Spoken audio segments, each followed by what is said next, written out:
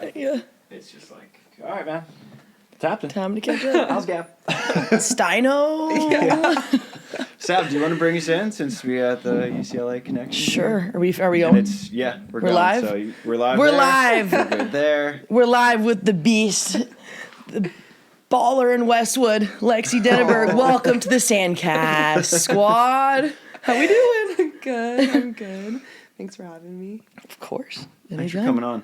I think you're the gap between like how physically fit and intimidating you can be, and then how soft spoken you are is a big one.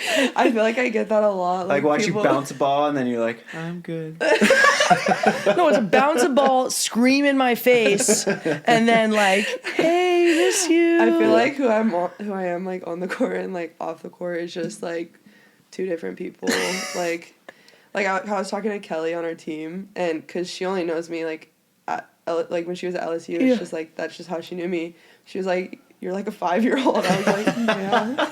And she probably meant that as a compliment. Yeah, she was like, "You're not like how you are on the court." I'm like, "I know." Like, yeah. It's so funny how that works. It's it's still a thing even after college. You just have this this preconceived notion of someone that you played against, especially in college, and then you start practicing against them, and you're like, you're so nice. Like, this is so different than what we were used to playing each other. It's so funny. Yeah. But it's like that as professionals, too. Yeah. When people start teaming up. I was just talking about how it's been with Try and Kame. He's like, he's just such a talker. Like, he talks all the time. You just learn so many new things about someone when you, like, team up with them and you see them off the court, and he's just like, he's just chatterbox. And granted, anyone would be talkative compared to Trev. But yeah, exactly. But it's funny when you like play with someone, you really see a lot of different sides of people. So true. That's why we got so close when we played together. It's like, although we're on a team, you spend so much time with your partner, and like we got so close in that. Was it my 5th year? Yeah. My 5th year we played together, and so it's just you get to know someone so well. Because I saw, I'd see the side of her on the court, and then we'd get dinner and see, like, this side of her, like, totally different side of her. And knowing that side of her, too, it helps on and off the court, too. Like, knowing the different personalities of people. We did a ton of, like, the Enneagram personality test at UCLA. I think we talked about that with Devin when Devin was on the pod. But, knowing the different personalities it helps you get, play with someone and just improve your partnership. So it's just What crazy. personality test does UCLA use? Because I've heard so many different types. Pepperdine, Delaney's big into the DISC test. Oh, I don't know if that's what that you one. guys did. And No, then I we do worked the for a Enneagram company. one. Yeah. Okay, Yeah. that was big on MBTI. Yeah. What's the Enneagram? Do you get, like, letters? It's numbers. Mm-hmm. Numbers? Yeah, you explain it. Yeah. Well, do you remember like the numbers? It's basically like 1 through 9, and I think you remember what 1 is. 1 is the reformer, 2 is the helper, 3 is the achiever, 4 is the individualist, 5 is the investigator, which is kind of like an analytical person. 6 is the loyalist, 7 is it's what Stein is. It's like the ADD one. What's it called? The enthusiast, I think, is what it's called. Okay. 8 is the challenger, and 9 is the peacemaker. Yeah. Okay. And so, like, I mean, you can explain it. Yeah, and then, we basically just take, like, the test, and then everyone gets a number. And then it's kind of cool because there's, like, a lot of the, like, we get, like, a full, like, sheet of, like, just this personality. And a lot of it is, like, I look at it, and I'm like, that is so me. Like, whether or not I knew it, I'm like, yeah, that's, like, so me. But then there's other aspects, and I'm like, maybe not. But, I mean, for the most part, I think it's, like, super accurate. Yeah. It's funny how accurate those things can be, It's too. crazy. You're reading, like, yeah. damn it. What are your numbers? I'm a 3. Like your top 3? I'm a 3, I think 8-6 or something. So that's like you could tell in her volleyball, the 3 and the 8, the achiever and the challenger is so, like, you just want to do so well, and you're just like she pushes herself beyond any limit I've ever seen. But then the 6 is like this side of her, like just super loyal, good friend, good person. Like, so it is crazy how accurate. What are your numbers? You're an 8, right? 8 and 2 are like almost tied, like way above all the other ones, which is so funny because they almost seem like opposites. Yeah. And then my 7 is below that one. And then the rest of them were. I can totally see the 7 in you. What's 7? The enthusiast. I think that's what it's called. It's just like, it's just that's what someone it's who, like, just sees the joys in life and wants to Yeah. just live their life. Like I see some of that in you too, for sure. Like just going surfing, going and doing all the different. Because Stein's a 7, like full out. And the 8 comes out more in volleyball. Yeah, and then the 2 is kind of more. sure. It's weird because you have all of them, like you have every personality trait. So everyone has a rank, and some are just lower than others. Yeah. But then you have like your top 3. Those are the ones that usually come out. And then the sheet they give you is all like, when you're this, the positive effects are this. And it's like, it's crazy how it all plays out. Yeah, we had I had Jaden on last week or 2 weeks ago, and she said that she was the helper, and then she said on the court she's challenger. And So it's the same as she mine. tries to bring Yeah. the challenger out of herself. Yeah. On the volleyball court. Yeah. So it's interesting stuff. No, it is crazy because I feel like even like you too, like before I got to UCLA, like I was like, oh my god, like savvy, like oh my gosh. But then it's like once I like practice with you and play with you, it's like you're just such like a goofball and like but then like on the court, it's like you know. Yep. That's about sums it up pretty much. So yeah, but how are your practices been since you've been back?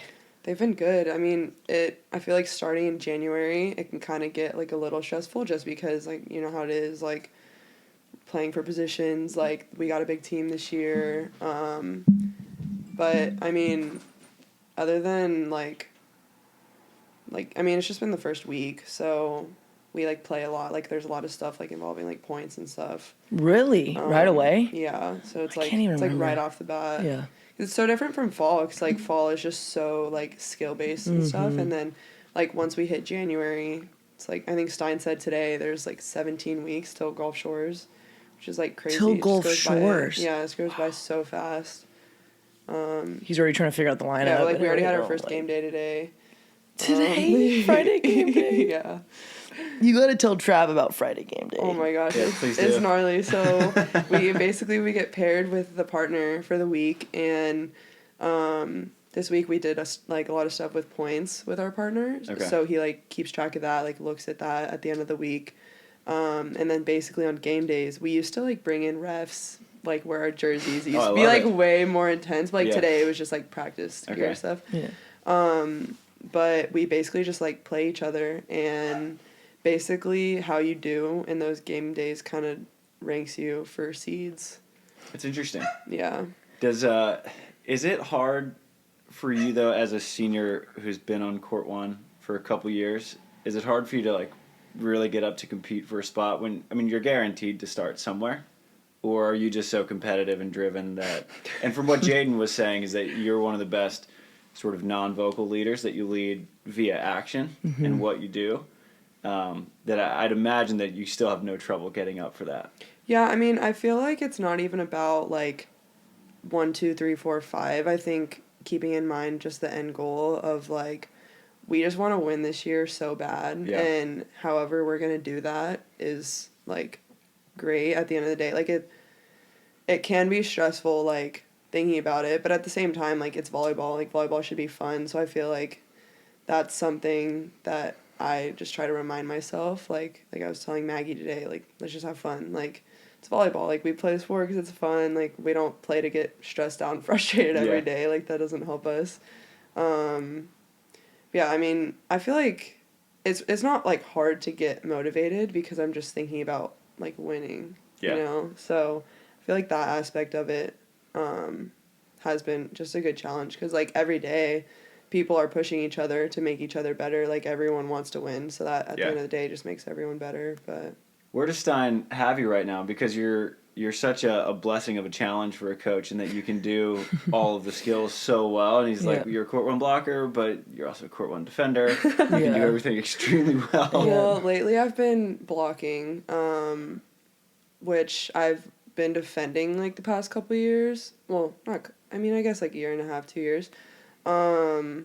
Which that's been like interesting because like I go back to blocking and I need to work on it. Like it doesn't just come like magically like poof, great blocker. Because I feel like I've just been full-time defending. Like that feels kind of natural right now. But yeah, I've been blocking lately, and like Devin's been out, which sucks, but she's coming back soon, so that like will add another blocker too. And that's Devin Newberry. Yeah, Devin Newberry. Okay. Yeah. I have a bad habit of that we know the last names of the people, but the people listening true. might That's not. good. So I try to clear it up whenever Yeah. we start going too far down the rabbit It's hole of good. names. It's good. Yeah, seriously. What was I just gonna say?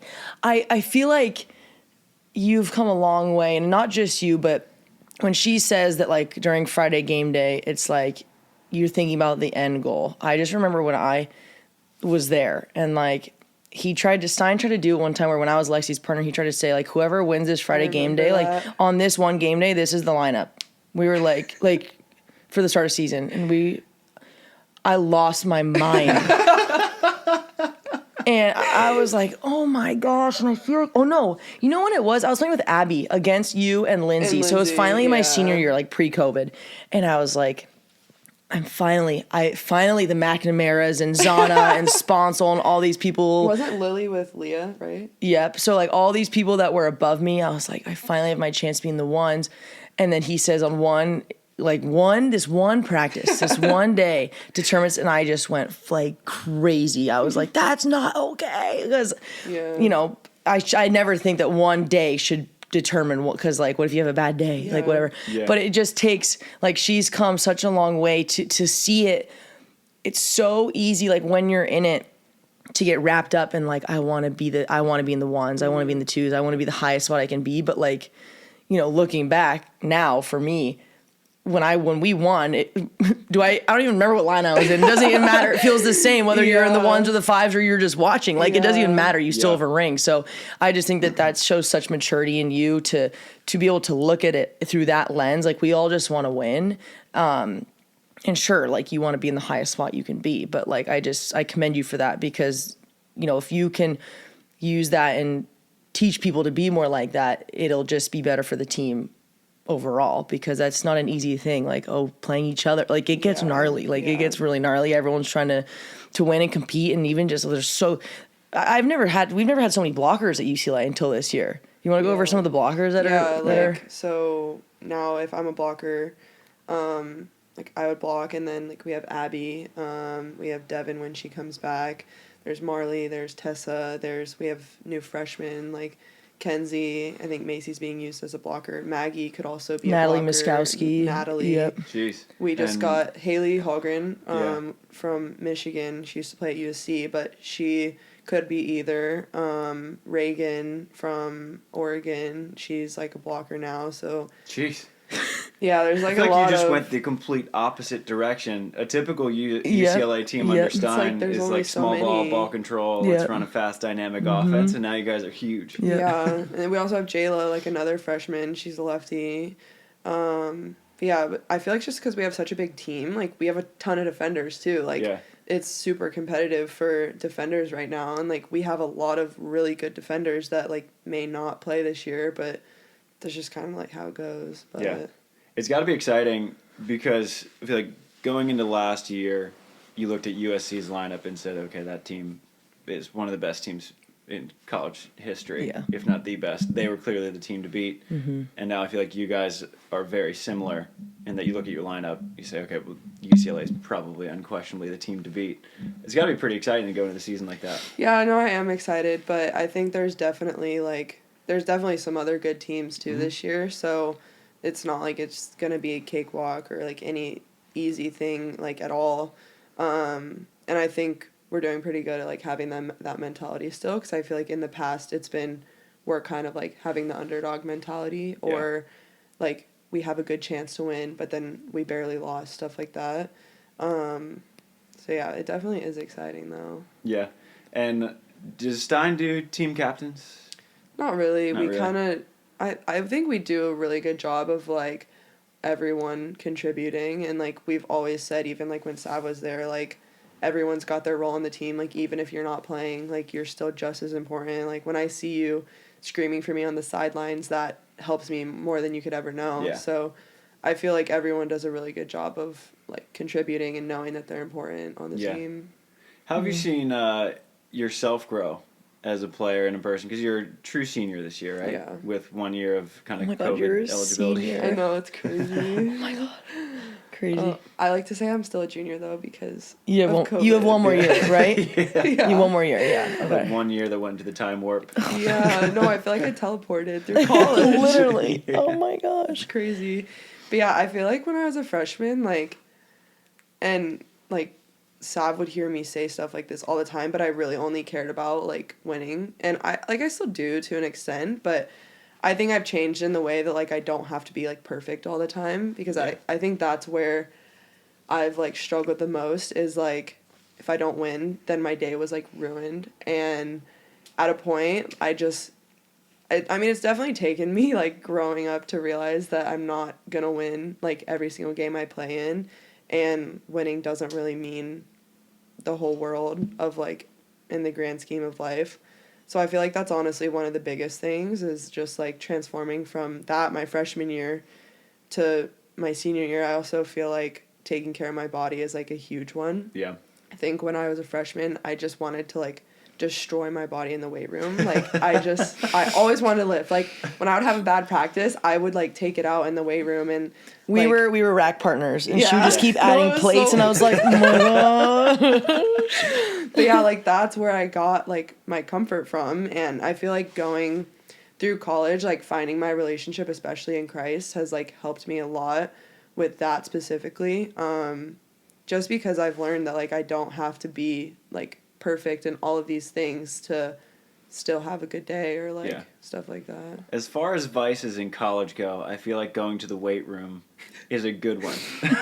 Yeah, you could I had go. different vices in college. Yeah, me too. Me too. No, it is, but I feel like I've learned, though, especially with, like, a couple of my injuries, that, like, I just can't do that anymore. Because I Yeah. feel like even though it's not a bad thing, like, especially, like, with my relationship with, like, Christ and stuff, like, I've learned that running to the weight room to, like, cope with my issues, like, it's still not God. So, Right. like, I think that's an area where I've changed a lot. And I think that's something I realized probably within this last year. I think probably my hip injury was, I told myself it was, like, obviously I can't control my injuries, but I was like, that's the last time I'm going to let myself do that Yeah. to myself, because at the end of the day, I feel like I was detrimental to myself in the way that I would go to the weight room and feel bad for taking an off day, and at the end of the day, it ended up hurting my body.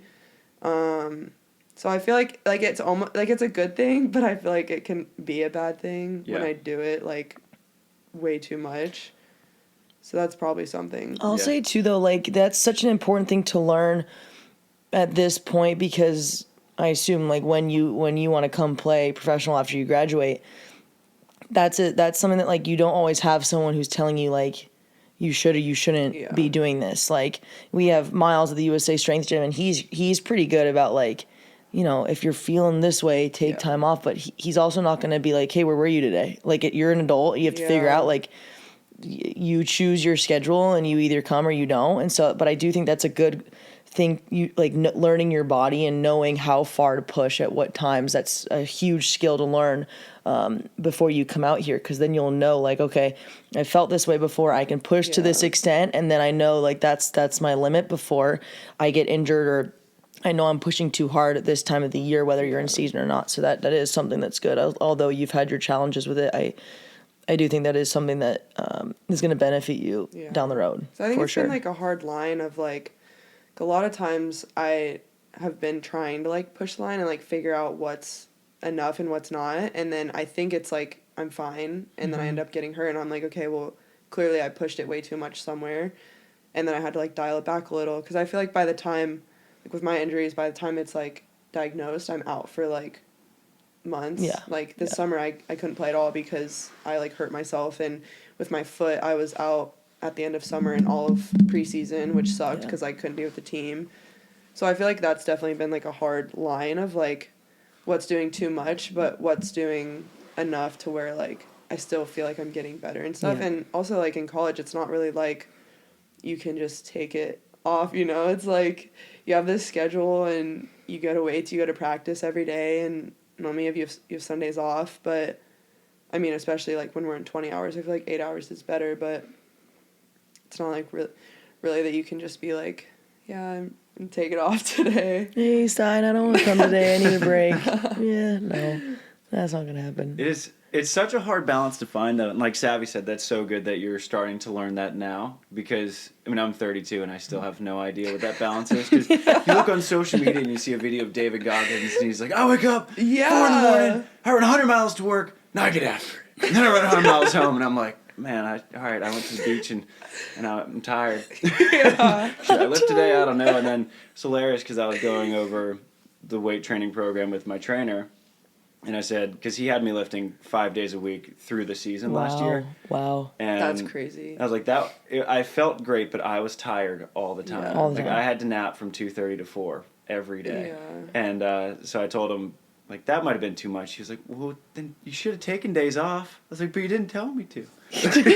So it's so hard to find that balance. And that's good you're getting that awareness now, especially because as Savvy and every other rookie knows, when you go out, no one tells you what to do. Yeah. You got to figure it out on your own. Yeah. There's no, and this is something I use the podcast as my therapy session sometimes, and it's been good because I've talked a lot with Trav and Try about like we're all players like doing the same thing but also different stuff. Yeah. Like we're all at different events, we're all doing different things with the same goals in mind. And I asked Trav one time, and I literally never forgot this. I'm like, what do you do? What is the perfect week look like? What is this? He's like, you know what? Everyone has like their own journey. And so you can't be looking at, and that's the hardest thing is comparing to, and that same thing in college, it's you comparing to other blockers, like who's doing what, whatever, even though you're all doing the same thing. But it's like, you can't compare yourself to, everyone else because you may not be playing with a partner who is, similar to them, and you may not have a coach, or you may not have this, that. So all of these things that you're saying right now, I'm so excited for you. Aww. It's just good stuff. And like, because when you come out here, it's like, you can call people, like we're close, you can call me, I can help you out. But like, sometimes you just are like, for me, it's like Sponsor or Zana. Like I could call them. They had a year, ahead of me, but we're also a competition. Like, True. I I understand if they, want to just do their thing and I have to figure it out. They had to figure it out. Like I have to figure it out. So it's very, very interesting. And I assume you want to play after, right? Yes. My girl. Yeah. So what was your injury this summer? Because you qualified for that, whatever the championship was in Brazil. Yeah. But you didn't end up going, right? No, I did. You did end up going. My first full practice, like jumping, actually was the day before we left. Oh, no kidding. For Brazil, and I was like, I had a stress reaction in like the femur of my hip or something. Okay. And my like trainer, like Ari, was just super, like at the beginning of when it was starting to feel painful, it was actually in the finals of like that trials, that tournament. Okay. And I was like, oh my, like this is like really painful. Like it, like stabbing pain like down my whole leg.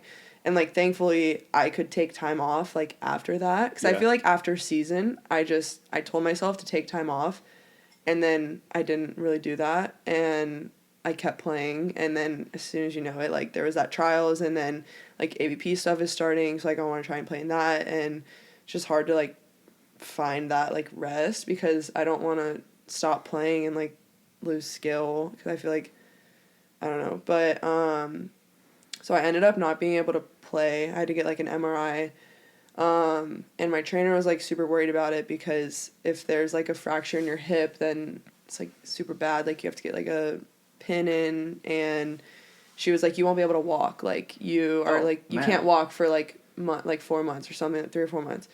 And so that was honestly probably like the scariest thing, because I was like, I don't want this to happen again. Like, but at that point I like took a break and then got the MRI, like told my trainer about it and stuff. And then they ended up like putting me on crutches for like 2 or 3 weeks. And originally I was like, yeah, like I'll be fine for Brazil. 'Cause like the same thing happened the year prior with Maddie. We like qualified to go to Thailand, and then that was Maddie Anderson. Okay. Sorry. Yeah. And then I felt so bad, but like I ended up telling her, because I had a stress reaction in my foot. I was like, I'm not going to be able to make it. Like, I want to play this season. And I was like, if I go, there's a chance, like, I won't be ready by, like, actual season. But this year I was like, it's not going to happen again. Like, don't worry. I'm taking the summer, like, to get it better, whatever.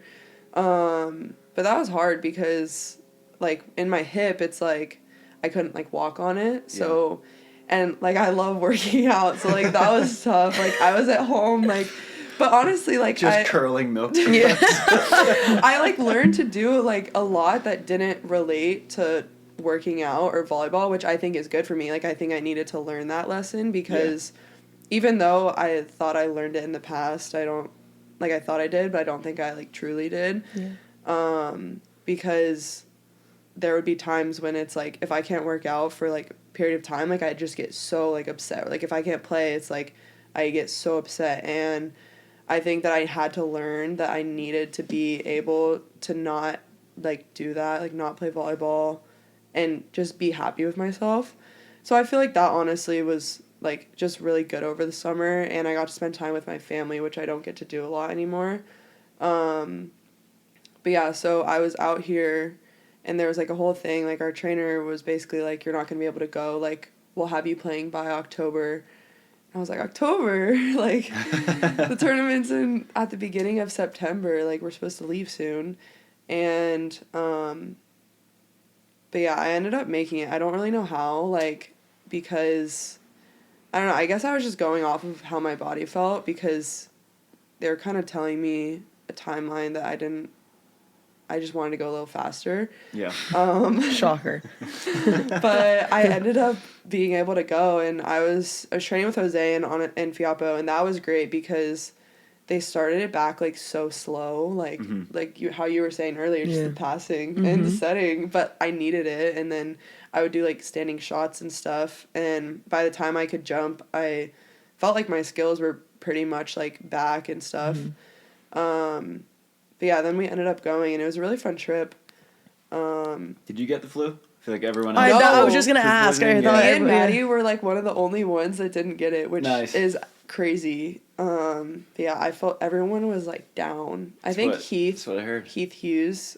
He plays indoor at BYU. He was the first one to get it, and then it just went to everyone. Oh my gosh. Yeah, I heard it was like gnarly. an 80%. I heard Tori Van Windens was pretty bad too. She got really sick. Did Jose get it?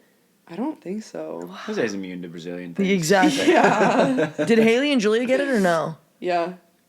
Julia said, she was hilarious. She said that she didn't get it bad, and that they were playing someone in the semis or the finals. She's like, I felt so bad because they were sick, and Tri was like, what are you talking about? Like, beat them down. Like, take advantage. And Julia, like, sweet Julia was like, you always want to play someone at 100%, and Tri goes, I never want that. Because I'll take the easiest wins I can get all the time. All the time. He's like, Julia, you'll learn. You'll learn. That trip was so fun with them because we only ever knew them kind of just as playing at USC. So being able to, like, go there with them, and they almost actually didn't make it, but because of the flight, something happened with the flight, but they ended up, like, obviously being able to make it. And that trip was super fun with them because, like, we had Bible studies together and just got to have, like, quality time with them and just, like, be in Brazil. So that was super fun. Yeah. Was that wasn't your first international, was it? Yeah. It was? Yeah. Okay, because you skipped out on, was it Thailand? Yeah. The year before? Yeah. Mm-hmm. How was it traveling and everything? Honestly, it's a different experience. It was, but it was super fun. Like, obviously, on the flight home, I was like, I want to be home so bad. Like, I wish I could just, like, teleport and just be there. We were, like, all going delirious. Like, we couldn't stop laughing at the airport. But honestly, like, I look back at it and, like, I miss it. Like, it was really fun. Yeah. Even though it kind of sucked, like, in the moment. Like, it was really fun. It's called, we call that type 2 fun. Yeah. So they're like, type 2 like fun. Type 1 fun or type A is kind of the thrill you get from a roller coaster or something or going to the movies, but where it's just really high but then it's over. And no one ever really talks about, that time we went to wherever, but when you, like, go backpacking and it can be kind of shitty for a couple of days and it's raining a year later, you're like, that was awesome. Yeah. And you tell that story over and over and over again, like when you get stuck in Istanbul for 12 hours, you just have these funny layovers and stories and everyone getting the flu in Brazil. Like, you'll be talking about that for the rest of your life. For sure. Type 2 fun, it just gets more and more I like that. fun. Type 2 I like fun. that too. Yeah. Type 2 fun. And it's the kind of fun that you have in sports all the time, where if you have sort of a losing streak or something, or a bad tournament, but then you get some golden nuggets about how to get better, then you improve. You look back on that experience, and that was an incredibly valuable experience. You might not be as good as you are without it. And so every time, stand-up comics always say, it's all good material. No matter what happens, it's all good material. And so every time something bad's happening, I'm like, this will be good material. I love that. That's a good way to, like, think about your bad situations, because I feel like a lot of times we don't think about it like that. Yeah. We just, like, sucks, like, in the moment, and then look back at it and we're like, yeah, that was so fun. Like, but you don't really realize, like, the bad things that happened that actually made you better as a person. When you have that sort of zoomed out perspective, and everyone jokes, especially because they know I'll probably write something funny about it. So they're like, you probably love it when this shit happens, because you just get to write funny things. I'm like, exactly. It really helps me keep things in proper perspective. It just reminds me of all the times that we would, and it wasn't all the time, but shockingly it does rain in California. It's proving that, like, the last couple weeks, but we would have rain practices and it would be pouring rain, and Stein's like, we're going, and we'd be out there just like, and he's trying to coach through the rain, and we're all just like little wet rats. Heavy. Like, the balls are so heavy, we're freezing too, just like shivering. And we look back, and then everyone would go jump in the pool, which was super not allowed. They would get so mad at us, but it was not Stein, but the wreck, Sunset like, Wreck, they'd be upset because there'd be sand like all in the pool. But those are the type of memories that we would have that are just in the moment. You're so pissed and miserable, and you look back and you're like, those were the best. It actually makes me think of something. This could go for either one of you. Do you think it's a slight disadvantage that you never get to practice playing in the rain? Because when you go to, well, you grew up in Florida, so you've probably had, you're plenty used to it. But when you go to a Gulf Shores and it's going to be windy, you'll probably get rain, and you're not used to it. Obviously, that hasn't really impacted, because I think every national championship's been won by a Southern California-based team. Because we get the win, though, here. Like, at least for UCLA, for us, Stein would take us to the beach. Like, oh my gosh, these are just more funny memories. We'd be in vans going to the beach at, like, we'd finish practice at, like, 5, and we'd be, like, in traffic going back to UCLA, and we're like, why didn't we just freaking practice it? We have these perfect courts at UCLA. Why do we have to drive all the way to Ocean Park to practice? And look back, like, all the wind training helped for sure. But at least for me, like, because if you grew up with rain, that helps. I mean, we never get rain practice. And when it rains here, everyone's like, practice canceled. We're not doing it. It's like drizzling. They're just like, nope, we're done. And in the Maldives this year, it poured rain. And, so we did well. Like, we did fine, but it would be nice to have some of those, because we're in a bikini. Like, it's warm out. Like, it sucks, but, like, it's not cold. So when it's cold and raining, that's horrible. But, it would be nice to, have a few more of those opportunities, because you just never know. The ball, how wet the ball is. You're looking up to serve, and it's, like, pelting your eyes. That's kind of a skill you need to have. I feel like as much as you can practice in those conditions, it just helps more. Yeah. So I feel like Stein said this before, and it honestly doesn't even have to pertain to, like, weather, but when you're having a bad practice, like, you can't simulate that. Like, it just kind of happens. Like, your mentality, it happens in practice. So it's like, the more you can be in that kind of conditions and, like, weather, or if you're not feeling great at practice, like, that's going to happen in the game. Like, you might as well practice it like you're going to practice it in a game, because, like Sav was saying, it's not easy. Like, when the, like, rain's just pelting in your eyes, like, if you're used to that, though, like, it feels easier when you get to the game, and it's not like, oh my gosh, it's raining, like, what do I do? It's like, you've been in it before. And I think that's something that, like, Stein's told me that's really changed my perspective just on conditions and stuff like that, and when in practice, because it's like, you should be happy that it's not perfect conditions, because everyone can play great in great conditions, but, like, when you have that in practice, it's like, take full advantage, and, like, it's gonna happen in a game. And we mentioned that you grew up in Florida, very different climate than California.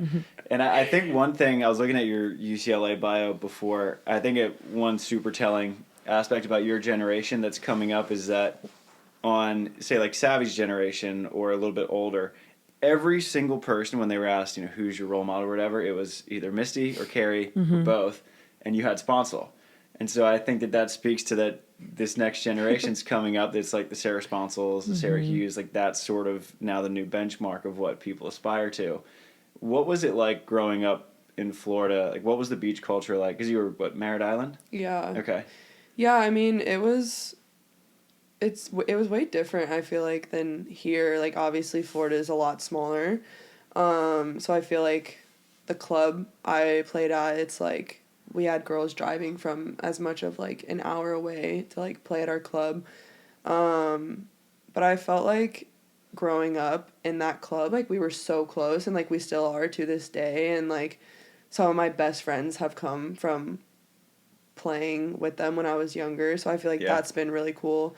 And, like, we'll even, like, just, like, go back during winter break and go to the pier and play, which we used to do when we were kids. Like, we literally would just take towel, water, and go out to we wouldn't even take food, but we would play. Like, we would go get food, or we would order delivery because we just didn't plan. Like, we wouldn't even bring, like, a tent because it would be so hot. But, like, we would just bring our waters, go out, play all day, and, like, obviously we can't do that anymore because we're a lot older and stuff. But, like, in December, we all would meet up, go play at the pier. So that's been What really pier fun. would that have been? Cocoa Beach Pier. Okay. Yeah. Cocoa Beach was the second open tournament I ever played. No way. Wow. And I lived on the Panhandle at the time. Yeah. And so it was, I think, maybe a 7-hour drive from, because I lived in Fort Walton. Yeah. And so me and my buddy JD, we had a Cheers, wedding JD. to go to. Yeah. Oh my gosh. This is a hilarious story. Me and JD went to a wedding, and the wedding was till like 10 p.m. and then we just drove through the night to Cocoa. Oh my gosh. Like, slept in the car, woke up and barbecued, and then we drove back. It's like the least surprising story. With JD. I don't know if you know JD Hamilton. Probably not. I don't know. He's one of Evan's best friends too, but like that's just drive through the night. Like that's just such That's a typical insane. like sleep in the car. That's just classic, classic road dog story. That's amazing. Yes, I've only been to Cocoa once. Haven't been back since, but I enjoyed it. It's a lot more shallow sand out there. No, it's crazy. That's the one thing that is way different is, like, obviously the weather is too, but I feel like the sand is just jumper sand in Florida, and coming out here is just way different. Because now I'm used to, like, this sand. Yeah. So when I go back home, it's like, oh my gosh, I feel like I can jump high. Yeah. I think it's way easier to go from deep sand to shallow. When I go shallow to deep, I'm like, how did I ever move in this stuff? Yeah. I used to think that, like, when I would come out for summers and play tournaments in Hermosa, I used to think that was, like, the deepest sand ever. But now it just feels, like, normal because we play in it all the time. Yeah. But, like, coming from Cocoa Beach, like, it's kind of Fort Lauderdale is probably the deepest sand in Florida, I feel like. But other than that, like you played at Siesta, right? Like, is that in Clearwater? Yeah. Yes. It can be, like, concrete almost. Yeah. Like, it's not good to dive. No, there were it. between the shells, and it was after it rained too. Yeah, I'm like, I'm not diving. Like, I'm not diving. Like the core 1 and 2, they what's it called when they don't rake it out, they till it. Yes, and so those were okay, but the outer courts, I was like, no, it's crazy. You're like diving on like a hard surface. Yeah. It was wild. Yeah, I've played in Siesta when there's like a foot of water, like because it's just been like flooding. It's like Wapaka. Yeah. Obviously, the tournament would have to be like pushed back. Yeah. And stuff. Yeah, it's crazy. I think that's one of the elements that people don't really realize is that half the beaches in Florida are unplayable. Yeah. But then you go to, I've never played at the Clearwater Pier, but I've heard that is awesome. Yeah, that's nice. But where the AVP's been in Clearwater, I wore shoes. Like, I'm not diving either. It's so hard. Yeah, I played in a tournament in Treasure Island, I think it was, where a girl was wearing tennis shoes when she was playing. Yeah. And it was, because it was literally like rocks and like cement almost. Yeah. And like, I'm never surprised. I played a guy who was wearing Vans. I was like, yeah, that makes sense. I feel like people from Florida are just so good with the adversity because that's just how they grew up. Like, when I think of Florida, I just think of Brad Connors, but like, I love Bradley. I love him, but I just think, or like Marty Lorenz, like all these people that I've met throughout the years, they just roll with the punches. Yeah. Like nothing can get them down. Like anything, regarding, because with our sport is just so weird with like, people don't understand. Like, how tournaments get canceled, or like there's all these delays, and or like Yeah. people like, you play in the rain. I'm like, yeah, and until there's lightning, you play. Yeah, But people from Florida are just, it's like they don't die. Like they just never. They're just ready to go all the time. I should start like a regular series of Florida Man for volleyball though. Have you seen the Florida Man headlines? Oh my gosh. Oh yes, I know what you're talking about now. I thought I was talking about volleyball. Yeah. So there was once when I worked in Florida, I wrote for a paper on the Panhandle, and there was this account called Florida Man, and it compiled all the hilarious Florida Man headlines. It was like, Florida Man tries to wrestle alligator. Yeah. And just random stuff like that, and just the headlines Florida were Man. incredible. If you guys haven't heard, like, just Google Florida Man. That's It's so amazing. great. I should start coming up with Florida Man volleyball stories. Yeah, there's Florida a Man plays list in for 120 sure. There's a degree list. You and Riley are classic too. How is Riley doing? She's good. Still living together. I live with Riley and Dev. Are you in the same apartment? No. Thankfully, we're in a Thank God. different one now. You would literally love it. It's so much nicer. Where is it? We live under... It's under your old apartment. Okay, the one my 5th year one. Yeah. Oh, that's a great spot. Yeah. No, it's so nice. And then who lives above you? Lindsay Sparks still? Lindsay, and I think that's it from... How's Lindsay doing? She's good. Yeah, she's just been trying to get back, and Yeah. I mean, it's tough. Like, I can't even imagine what she's been through, but she's been doing a lot of like rehab and stuff. Is she back? Is she playing? No, she's not back. Man. Oh my gosh. Yeah, It's been over a year, right? Has it been, close or to 2 almost. Jeez, because that was Pottstown of 2020. was it 2020? Or 2021. 2021. 2021. Yep. Because Yep. then she would have missed the 21 and the 22. Mm-hmm. That's crazy. Grass volleyball's out. No, Stein, Ow. literally, he told us, he was like, no more grass for anyone. I was like, okay. Oh my gosh, poor thing. She's been one that's I mean, we talked about it with Tony on the podcast. You mentioned that your identity playing volleyball, but from what I've seen, she's kind of come full circle, and she'd be a great person for someone to talk to who's going through injury, because she's fully reshaped her mindset on life and found happiness in other things. Because I can't even imagine. It's worse than any. You think ACL tear is the worst thing, or what she had? I can't even imagine. What did she do? Did she just take it was out wild. all ACLs? No, Like it an was ACL, like PCL? I'd have to pull up her Instagram and read you the caption. It was like Bourne and all these different things that they had to go in and take was it a cadaver or something from someone else and put it in, and then wait a long time and fix something else. Man. I mean, it's something I've never heard of before. Yeah. So yeah, grass is out. But is she happy? Is she doing good? Yeah. I Good. know I'm she's really happy for her. Yeah. Wow, it's weird. Like, I just feel like I don't, besides you guys, anyone who's a senior or 5th year, everyone else, I'm like, know. I don't Yeah. know these people anymore. It's crazy. Oh my It's gosh. weird to think like that we're the older ones now, because I feel like when our freshman year, it was like there was like everyone was older than us, so Yeah. it was like we Yeah. were the babies, and now it's like when we think of people older than us, it's really just 1 year, maybe like some grad students, but Yeah. there's not like a ton of people that are older anymore, which is just crazy. So how have you, like, in regard, you touched on this a little bit, like, talking about how everyone has a role, but what's kind of the team culture this year? Is it, because it's just, and for you specifically, I know you lead by example, but how has that kind of changed as well from your freshman year to your senior year now? I think that, well, our team culture, I feel like, is still like strong. Really like solid. when you were there, like we all truly just like love being around each other, and I feel like those girls are my sisters, and like there's not one person where I'm like, I don't like you, it's like everyone just likes everyone on the team, which is just, I feel like that's so rare, like especially on like big girls teams. But yeah, like on my freshman year, I feel like I didn't really talk like that much. I just, did what I did, and like we had you, and we had like Maddie Yeomans, like Lily, Megan, like there were so many older people who kind of like took us like under their wing and like would help us and stuff. But I feel like as we've gotten older, we definitely have to be more of like the vocal ones and help the younger ones, because it's not like they come to college and just know how to navigate everything. Like we were there once. So I feel like that's definitely been a big change. And obviously we're older, more mature now. Like we feel more comfortable. So I feel like I remember like our freshman year, me, Riley, and Devin, we were like, we're not talking.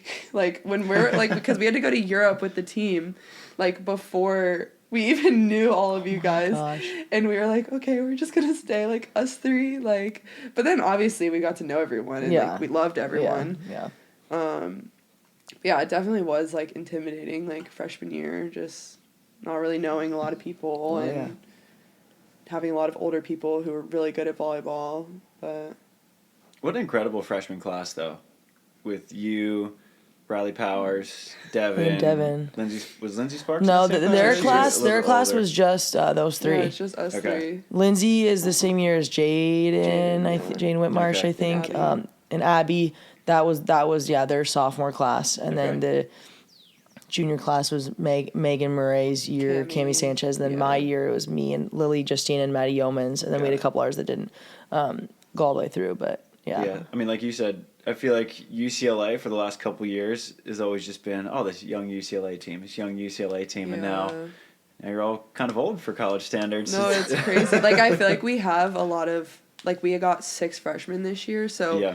And we had, I think, 5 or 6 last year. So, like, by their standards, like, they still are, there's a lot of them that are super young. I feel like they outnumber the older players. But it is crazy because it's, like, I feel like my, like, freshman and sophomore year, we were, like, we're so young. Like, the team is, like, super young. But I don't really feel like that anymore. I feel like we're just a lot older, more mature.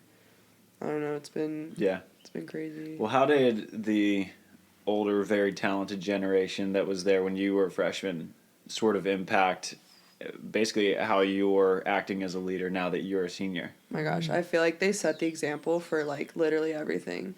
And like I feel like Stein and Jenny do a pretty good job of that too, like in just talking about the team culture and like how important that is. But like for Sav, like she pushed me more than like literally anyone. Like I would see her doing like just pull-ups with like no band, and I was like, oh my gosh, like I have to be able to do that one day. It's like those small things, like her work ethic and like everything that she left behind, and not just her but like all of the seniors like that do everything. Like I remember Megan, like Stein would he would always say like that's textbook because she just did everything like the right way. And I feel like that like seeing how they did it, because I feel like I'm a visual learner. Like I learn by like seeing people and like seeing things, and I feel like what they did is like insane for how I view it now. Because without that, like I wouldn't really know how the team works and how the team culture is. And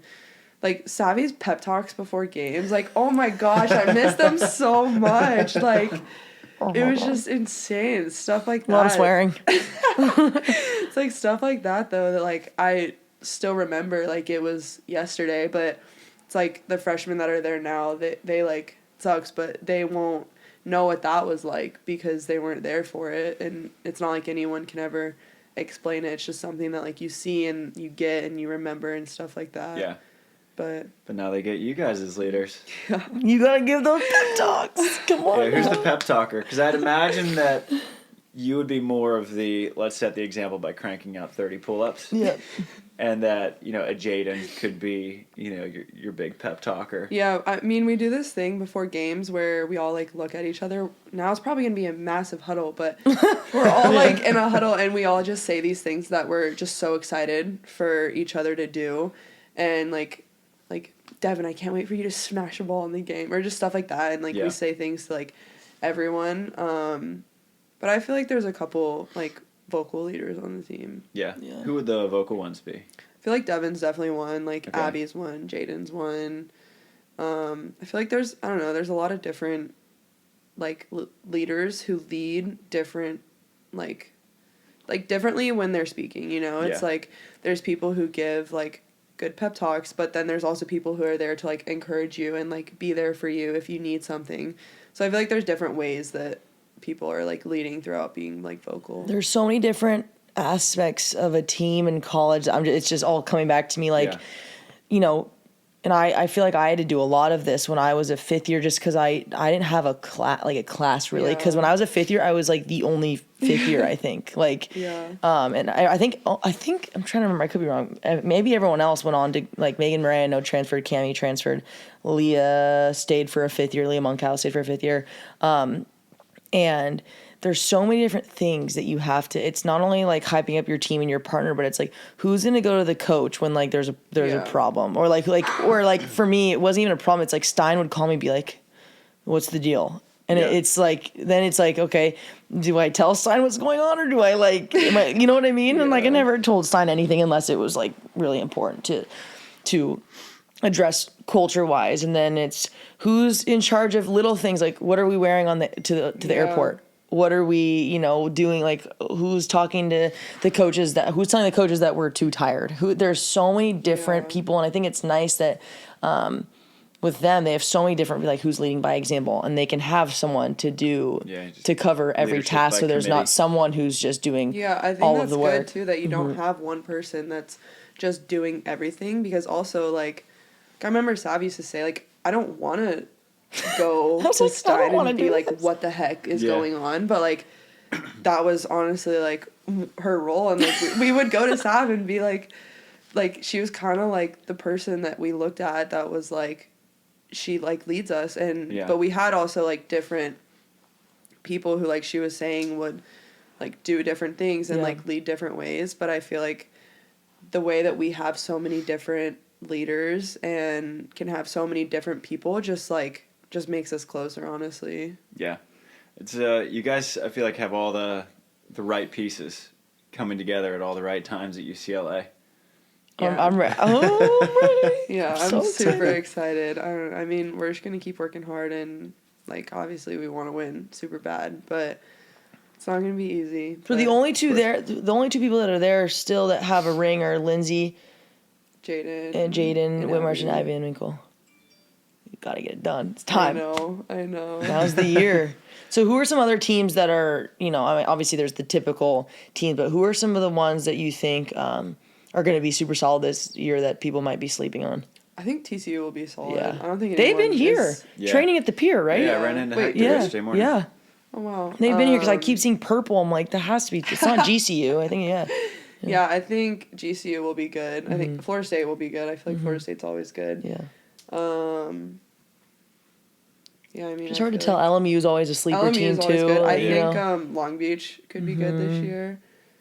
Yeah, I mean, it'll be interesting. I feel like, especially for us, I feel like a lot of teams, we're gonna get their best games. So, for a lot of like our games and stuff, like it's not really like anyone's bad. It's like everyone is gonna want to beat us, so we have to be ready for everyone's fire.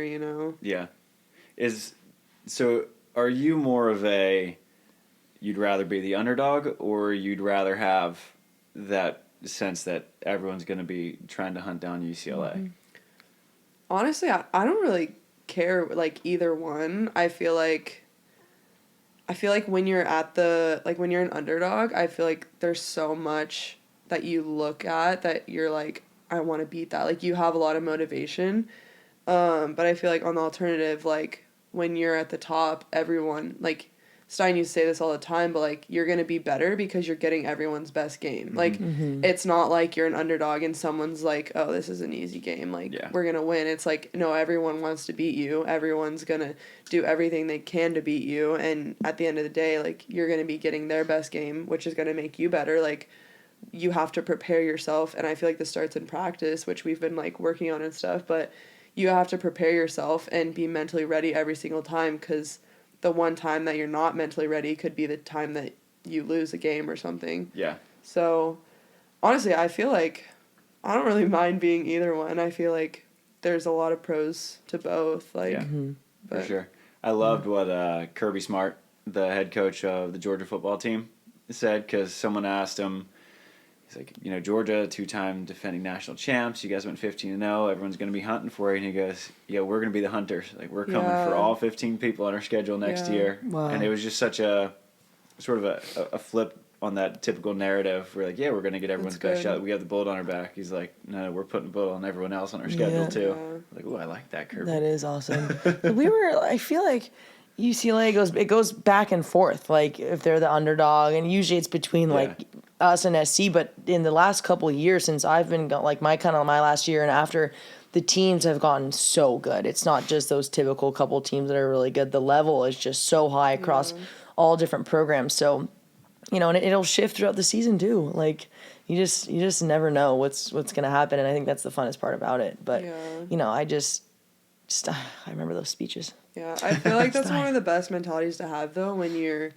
like one of the more favored teams, because if you look at it like you're waiting to lose, one day you will lose eventually if you're like, we haven't lost, like we're waiting to lose, stuff like that. So I feel like if you change it to, no, you know what, like I will beat you every single time, like I don't care who's on the other side of the court, like I will beat you. I feel like that just changes a bunch of perspective from like where the pressure lies, One of the most valuable things that I think UCLA has is that you have your own inter-squad competition, and that I think your Friday competition days are going to be super valuable because say you're just dusting teams, and you're 13-0.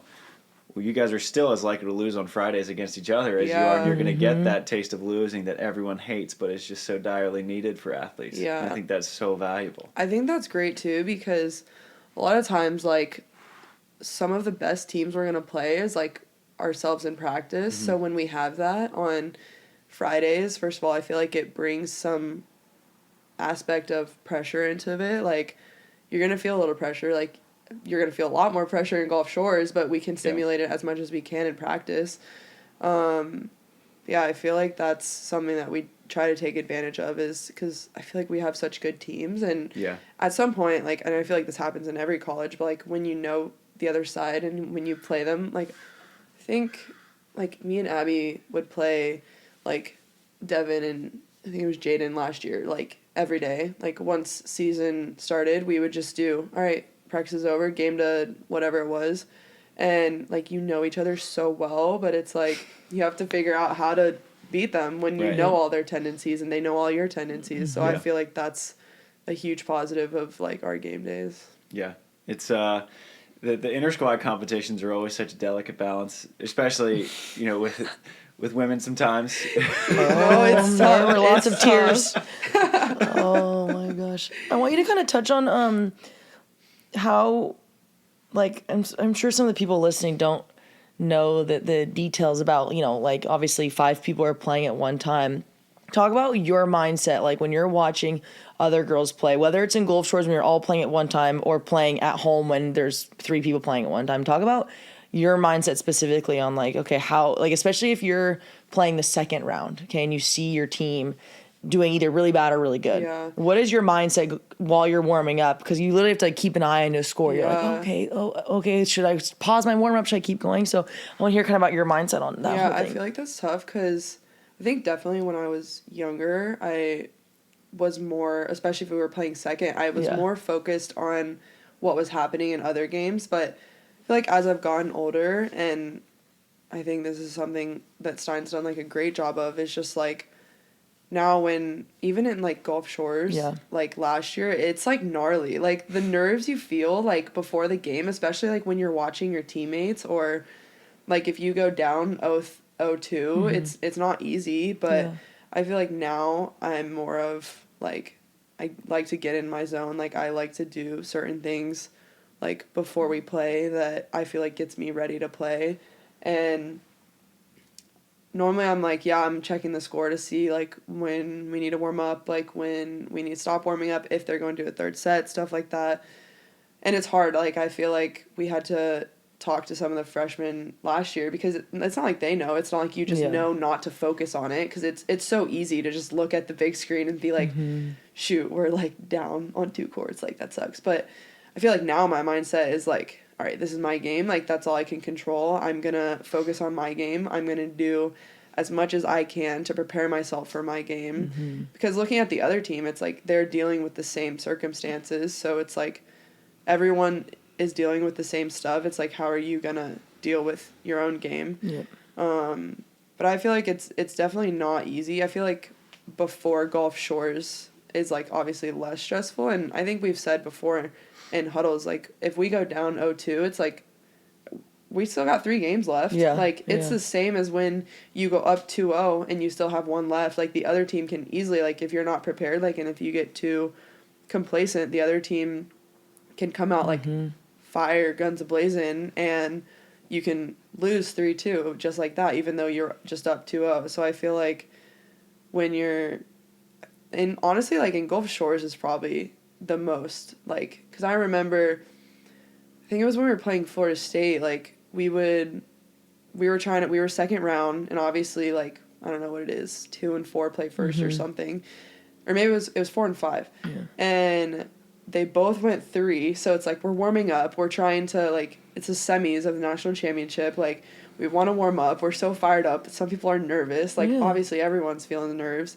but then it's like we win the first set on one court, lose the first set on the other court, and then end up going to a third set. So I mean, there's definitely a lot going on, but I feel like for me personally, it's just I've learned to just look at my, like, what I'm doing in warm-ups, and I don't really like to look at the board. Like normally I'll have like someone else look at it, someone else tell us like, hey, stop, because I feel like I just want to focus on like my game, because at the end of the day, like that's all you can do. Control. Yeah.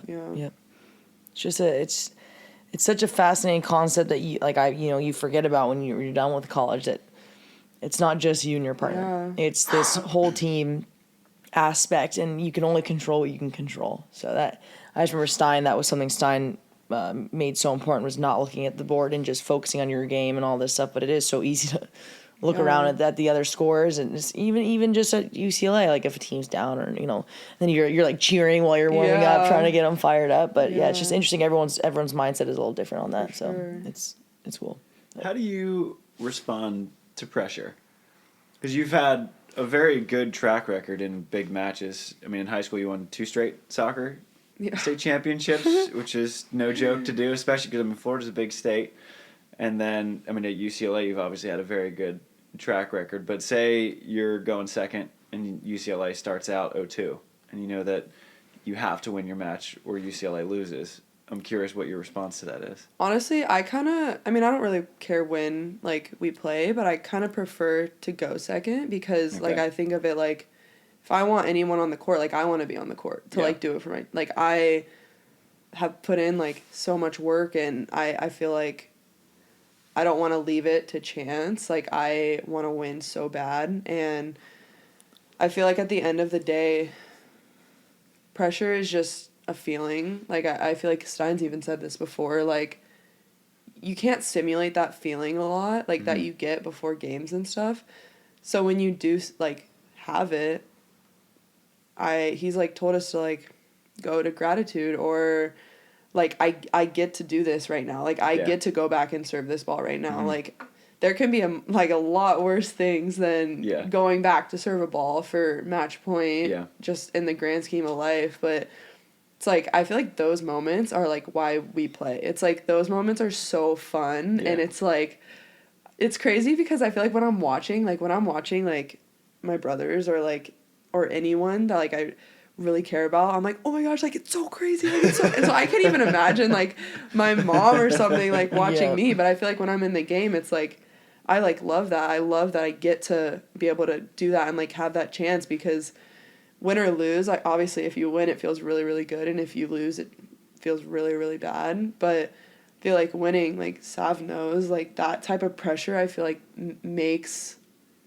like, what you have when you win just so much better. It's like that's where the tears of joy come, because it's like you worked so hard and you felt, like, that type of pressure, and you're like, oh my gosh, like, we just won. Like, I don't know, I feel like I love it. It's a great feeling. Those moments, I think that they're the ones where you just feel most alive, where you can feel everything. Your heart's going a little fast. I mean, time starts to slow down a little bit. And I remember, because I used to get so nervous. And I remember there was a summer where I played so many tournaments where I just stopped getting nervous at all. I was like, oh, I really missed that. Mm-hmm. I got so burned out that I just stopped getting nervous or really caring. But then when I got nervous again the next year, I was like, oh, we're back. Like, we're back. I loved it. We're back. Yeah. And it really changes your relationship with them. Where once you start to realize that when you're nervous for something, that means you care about it a great deal. And to have that is just such a blessing. For sure. I think that change in perspective, too, is, like, because I didn't always used to think of it like that. Like, a lot of people can think of pressure as, like, a bad thing or as something that makes them play worse. But I feel like when you switch that, like, mentality of, I get to, like, this feeling is so great. Like, I get to do this. Like, something I care about so much. Like, we're so lucky to be able to have something that makes us feel like that, or else we would go through life and really not feel much at all. Yeah. Like, and that's, I mean, my older brother talks about it all the time because he's 34, doesn't really compete. He plays a ton of golf, and so he'll do like little tournaments at his club championship, but he'll come out for the Manhattan Open every year. He'll say, this is so cool that you still get to do this and you still get to compete, because he hasn't really since, high school. And you miss that. It goes fast because there's no other thing in the world like sports. I feel like what I've realized, like, looking back, too, it's, like, I miss those moments. It's, like, it's kind of what you were talking about earlier, like, second... Yeah, what were you saying? type 2 like, fun. Type 2 fun. Like, you're in the moment, and, like, you might think it, like, sucks, or, like, oh, my gosh, like, I hate this feeling, but then... you, like, look back at it, and you're like, I wish I could simulate that feeling. Like, I wish I could go back to Gulf Shores. Like, you remember my first time at Gulf Shores? When we were playing TCU, and I think I was about to honestly start crying. Because I was, because that was my first time at Gulf Shores. Like, even though the year before had got canceled, like, it just wasn't the same. And I was just, like, on the court with Sav, and she was like... I feel it too, but I just start dancing. And I feel like whenever you see me dancing, I'm probably just... nervous and just like taking in the moment and stuff. That was Zana and I's whole thing. My sophomore year, we were playing together, and she tore her MCL, I think it was, so she didn't. That's the one that doesn't require surgery. I can't remember. She tore one of them at Pac-12s, and so she's all banged up. My back, I'm wearing like a back brace, and we were so nervous. And I forget who it was. I think it was Jeff Alzina, maybe. It may have been Jenny. I don't remember who it was, but they're like. Someone was just like, because me and Zana would like kind of dance, but then we're like trying to like focus, like don't dance, don't listen to music, focus. And we kind of just started dancing, and that became our thing throughout the whole tournament. It was like, if you're nervous, just start dancing, because like put your energy elsewhere. Like don't think about volleyball, just have fun. Like because it is so the pressure you put on yourself when you're there, especially your first game, and you see the board, and it's a whole process, and it just gets slightly easier as you go on. But I remember telling you that because it worked for us. I remember like we were dancing at timeouts, like in the match, because we were just so scared, like so nervous, like don't mess this up for the team, and we were so broken and didn't know what to do. And so pass that on. It's a great thing to do, and just whether it's in Gulf Shores or not. But like I kind of do it out here sometimes too, like just dance it out. Why not? It helps with the nerves. It really does. I feel like it makes you think, like, okay, well, this moment, even though you make it seem so big in your head, it's like you really can change your perspective on it, and like it is what you think it is. So remember, I don't know, I think I was talking to Cami Sanchez one time, and I was like looking at the very top of a mountain, and I was like you see, like we're like that point is like so small, but like the tree is probably like so big on top of the mountain. And I was like, that's probably like how we are in life. Like we're like this moment really isn't in the grand scheme. Like it might seem like so much right now, but a couple months, maybe a year or two, like looking back at it, like it's really not gonna seem as big as you make it like in the moment. And I think about that all the time. Pretty much every off season, I go and look back, or I'll go. One of the things that I do is when I journal and get to the end of the journal, I'll go print all the pictures from that timeline, and then I'll tape them in. But when I'm rereading the journal, I'm like, why did you care this much, man? That's a problem.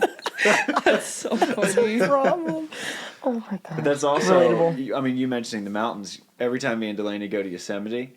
And we go, and once you get to the top and you look down. Talk about gratitude, yeah. You're like, I mean, that's a 60-foot tree.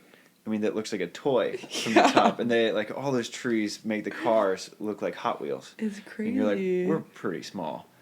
in the grand scheme of things. And it's just such a good perspective to have. And then you come back to beach volleyball and you're like, this is just a really cool thing we get to do. Yeah. Because I feel like when I'm, like, playing, like, tight and, like Steins told me, like, sometimes you can't want to win so bad. Because when you want to win, like, so bad that it starts to affect, like, the way you, like, think about the game. And, like, I don't know, I feel like I'm playing my best volleyball when I'm loose and, like, having fun. I don't play my best volleyball when I'm, like, mad and, like, tight. And, like, I'm just, like, mad at that point. Yeah.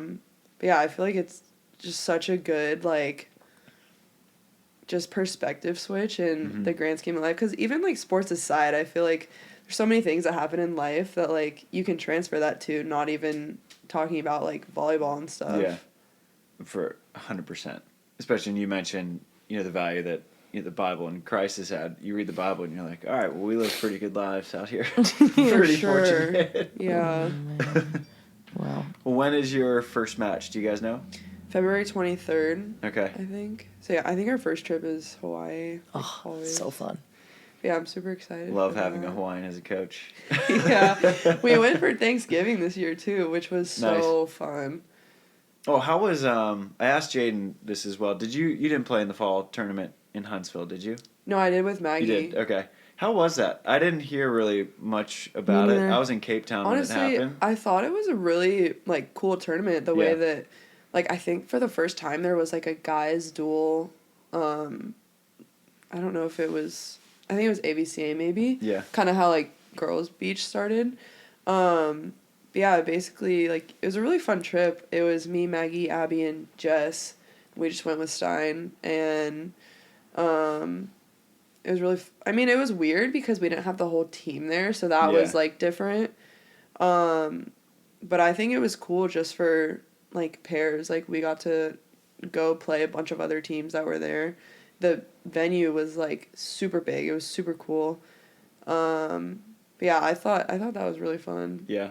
Was it, do you think that tournament, could you see it becoming a big thing? Because I know fall's usually a time for college teams to get reps, a little bit of competition, but if there's any injuries or anything, you're chilling. Yeah, I don't really know. I kind of feel like, obviously, the duels will be, like, in May in Gulf Shores. I feel like that will always be bigger.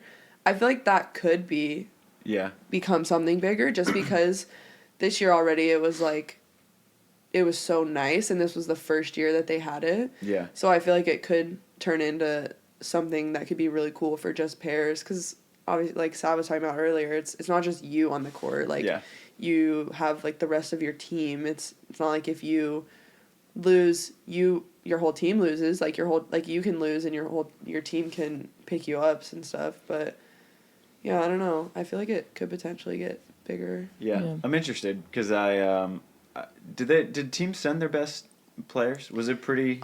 Yeah, tough? The competition was pretty good. Okay. I think for us, we were just trying to, like, see how teams would, like, how we would do with people that we haven't really played with before. Okay. So I feel like that was something cool too, even though, like, I don't know if people sent their best, like, players and teams, but I think it was just good for being able to get experience. Like Maggie, obviously Jess is a sophomore now, but Maggie hasn't even had a season yet. What's her last name? Maggie Boyd. Okay. Yeah. So where's she from? She's from Texas. Okay. Yeah. But she hasn't even had a season yet, so it's cool that she got to be able to do that in fall. That is cool. Like a risk-free way to get good competitive experience. Yeah, and to kind of see how other teams are going to be against other colleges. Yeah. So yeah. Awesome. That is cool. Yeah, if I'm not in South Africa, maybe I'll go next year. It's a high chance. Actually, no, you'll have a child, so maybe not. So pretty low chance I'll be in South Africa. So. You never know with you. I'm gonna go lose $3,000 again. Oh my gosh. You're the best. Oh my goodness. Well, Lex, this has been awesome having you on. We hit an hour 15. Nice. Probably could have gone for another hour and a half. Probably, easily. That's how I always feel. I know. This is the Sav and Lexy catch-up day. Oh, yeah. Made my day. But is there anything that we missed that you would like to chat about? I don't think so. It was nice chatting. Always great chatting with you. Follow her throughout the season. Yeah, where can people follow you? You can follow on like UCLA Beach Volleyball's Instagram or my Instagram. Plug your Instagram. Come on. Now's the time. Oh, my Instagram's just Lexy Denaburg. If you know Easy. mine. Nice Now's and the simple. time. Oh, man. But yeah, thank you guys. Yes. Awesome. Great fun. catching So up. Great fun. seeing you. Good luck. Can't in wait to Hawaii watch. And the rest of the year. And Thanks. if you're sore, lay off the trap bar. Shoots.